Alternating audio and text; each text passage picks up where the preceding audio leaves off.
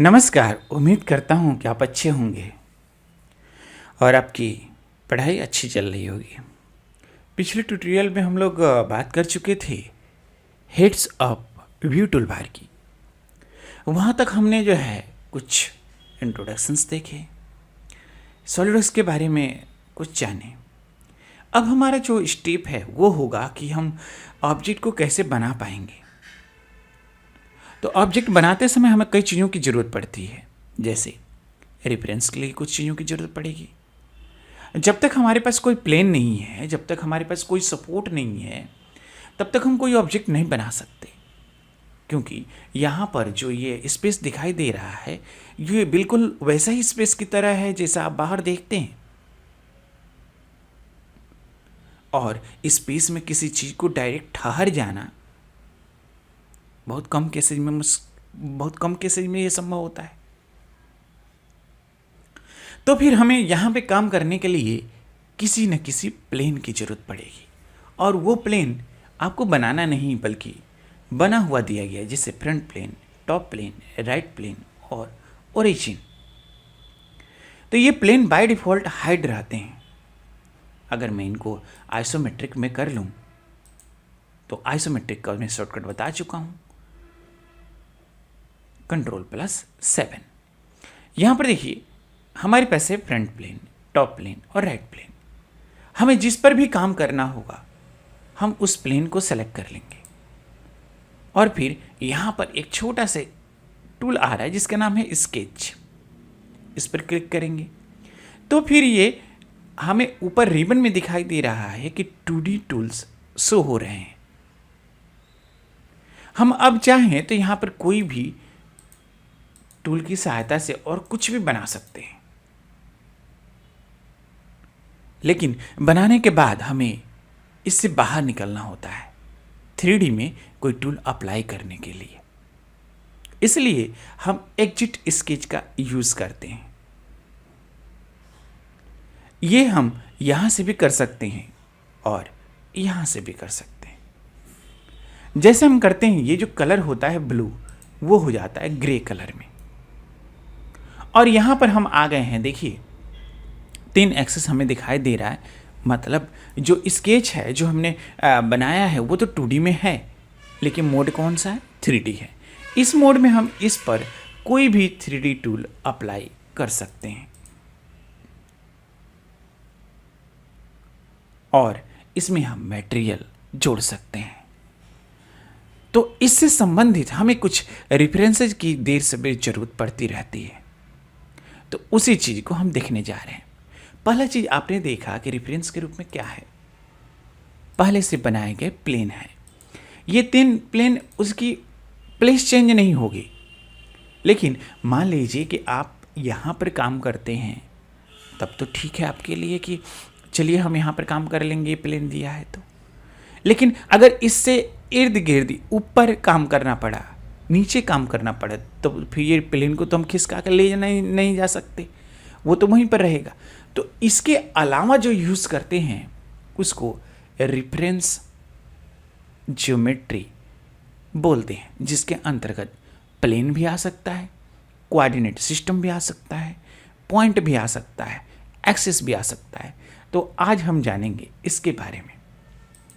देखिए हमारे पास एक ऑब्जेक्ट है जो हमने इसको टॉप प्लेन को सेलेक्ट करके सर्कल ड्रा करके कोई 3D टूल अप्लाई कर लिए हैं। हमने कैसे बनाया वो बाद में देखेंगे, अभी हम ये देखने जा रहे हैं कि रेफरेंस ज्योमेट्री के कैसे यूज़ करेंगे। अब मान लीजिए इससे कुछ डिस्टेंस पे हमें जो है कोई एक ऑब्जेक्ट बनानी हो, तो हम क्या करेंगे, यहाँ से, अब चूँकि अगर हम देखें तो प्लेन तो हमारा जो बाय डिफ़ॉल्ट वाला है वो यहाँ पर है, यहाँ पर है, यहाँ पर है, तो इस पर तो हम बना नहीं सकते। तो इसी के रेफरेंस से ऊपर हम क्या कर लेंगे, प्लेन बना लेंगे, और उसके ऊपर क्या कर लेंगे, ऑब्जेक्ट बना लेंगे, क्योंकि ऑब्जेक्ट बनाने के लिए हमें क्या चाहिए, प्लेन चाहिए। और एक बात और ध्यान रखनी है, वो क्या, कि जब भी हमें फ्लैट फेस मिलेगा, जैसे यहाँ पर देखिए ये फ्लैट फेस है, नीचे इसके देखेंगे तो वो भी फ्लैट फेस है, तो जो वो फ्लैट फेस मिलेगा उसको ये प्लेन समझ लेता है। इसलिए अगर आप फ्लैट फेस पे क्लिक करते हैं तो यहाँ भी ये स्केच ऑप्शन आएगा। तो इस पर हम क्लिक करके और इस पर और भी मटेरियल एडिटिंग कर सकते हैं। हमने ड्रॉ किया और फिर इसमें मटेरियल एडिटिंग करने के लिए H2 टूल का यूज़ किया। H2 टूल को हम बाद में जानेंगे, अभी हम इसको समझाने की कोशिश कर रहे हैं, यानी रेफरेंस ज्योमेट्री की। तो यहाँ पर हमने बना लिया, यानी कि हम फेस को प्लेन मान करके भी कुछ बना सकते हैं, लेकिन फेस कैसा होना चाहिए? बिल्कुल सही, कैसा? फ्लैट होनी चाहिए। अब हम चाहते हैं इससे ऊपर बनाना, तो जब हम ऊपर बनाना चाहेंगे तो सिंपल सी बात है कि इससे इसका कोई कनेक्शन तो रहेगा नहीं, इसलिए हमने यहाँ पर प्लेन लिया और इस फेस को रेफरेंस मानते हुए, क्योंकि ये फ्लैट है, इससे ऊपर हम प्लेन बना लेंगे। तो हम इससे कुछ डिस्टेंस पर प्लेन बना रहे हैं, यानी कुछ डिस्टेंस ट्रेवल करके बना रहे हैं, इसीलिए इसको ऑफसेट प्लेन बोलते हैं। हमने यहाँ पर बनाया और इसको सेलेक्ट करके हम क्या कर सकते हैं, इसके ऊपर कुछ ड्रॉ कर लें। चूँकि प्लेन कैसा होता है, ट्रांसपेरेंट होता है, तो ड्रॉ करते समय ऐसा लगेगा कि हम उसी के ऊपर ड्रॉ कर रहे हैं। अब यहाँ से हमने देखा कि ये क्या हो गया, ड्रॉ हो गया। अब इसमें हमने मटेरियल एडिटिंग कर ली। अब देखिए यहाँ पर हम क्या कर सकते हैं, प्लेन को हाइड कर सकते हैं, डिलीट नहीं करेंगे। डिलीट किस लिए नहीं करेंगे? मान लीजिए कि आपको बोला जाए कि आप चेयर पर बैठिए, और फिर जो है हमने क्या किया, चेयर को खींच लिया। तो जिसके सहारे आप बैठे थे, यानी चेयर पर बैठे थे, वही चेयर को हमने खींच लिया, तो क्या होगा? समझ चुके होंगे। इसीलिए जो ये प्लेन है ना, इसको हम क्या करेंगे, हाइड कर सकते हैं। अगर डिलीट करेंगे तो उसी रेफरेंस से, यानी प्लेन के रेफरेंस से ही ऑब्जेक्ट बना है, तो क्या हो जाएगा, वो भी डिलीट हो जाएगा। ओके, तो यहाँ पर हमने प्लेन का यूज़ कर लिया।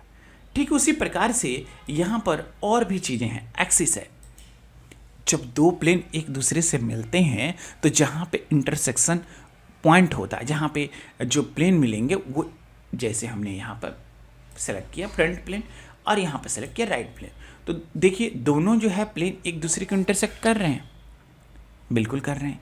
तो ये और ये पॉइंट को अगर हम मिला दें तो क्या हो जाएगा, एक एक्सिस का निर्माण हो जाएगा। यानी कि एक एक्सिस को बनाने के लिए हमें दो प्लेन की नीड होती है। तो हम यहाँ पर जाएंगे, रेफरेंस ज्योमेट्री पे एक्सिस पर क्लिक करेंगे और यहाँ पर हमने एक्सिस बना दिया। तो फिर ये दिमाग में होगा कि एक्सिस का क्या यूज है। मान लीजिए कि हमारे पास यहाँ पर एक होल है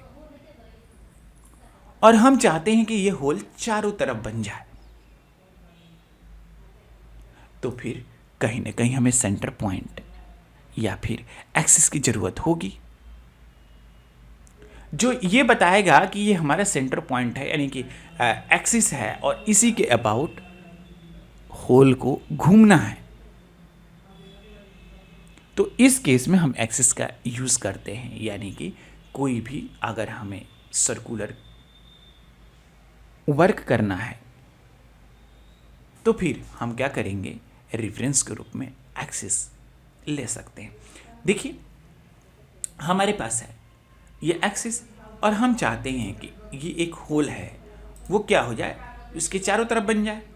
तो हमने इसको सेलेक्ट किया और यहाँ पर डायरेक्शन मांग रहा है, तो डायरेक्शन के रूप में हमने एक्सिस दे दिया और फीचर्स के रूप में हमने इसको सेलेक्ट किया और ओके कर दिया।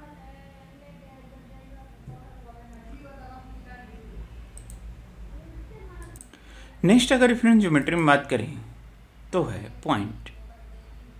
तो पॉइंट भी हम रेफरेंस के रूप में लेते हैं। इसको कैसे सेलेक्ट कर सकते हैं, हम डिफरेंट जो है प्रोजेक्शन या फिर आर्क सेंटर पे हम जैसे इसको सेलेक्ट करेंगे, यहाँ पर एक पॉइंट बन गया और इस पॉइंट का यूज़ हम रेफरेंस के रूप में कर सकते हैं।